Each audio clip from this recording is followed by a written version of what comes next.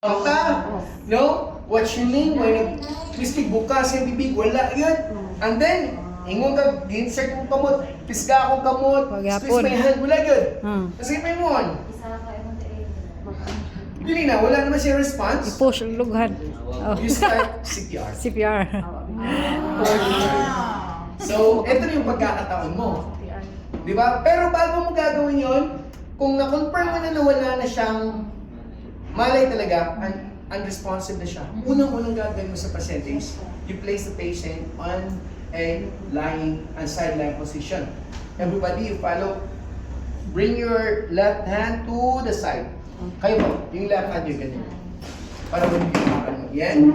Yung right hand, ilalagay sa ilalim ng palad, ilalagay sa ilalim ng tenga.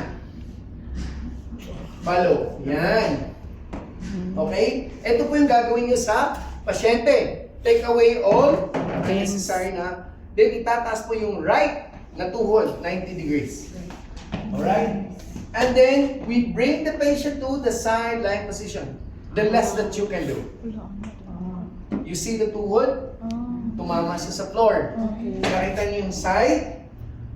Di ba? Straight. Then, lalagay niyo kamay niyo dito. Sa noo niyo. Place your hand. Ako lang. Place your hand in your sa noo niyo. And then, help. See? Nag-straight na yung esophagus. Nag-open? So, when you open, you do the, next is the pistol grip. May I see your pistol grip?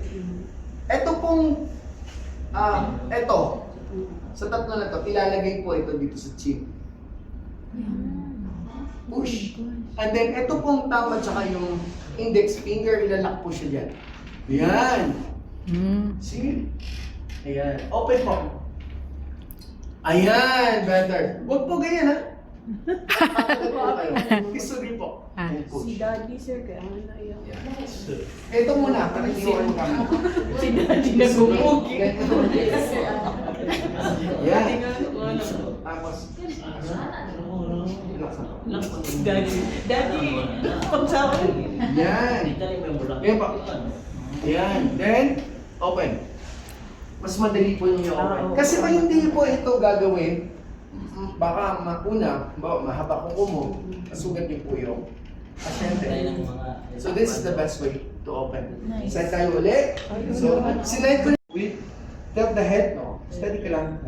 Close your eyes, feeling pasyente ka lang. Yan.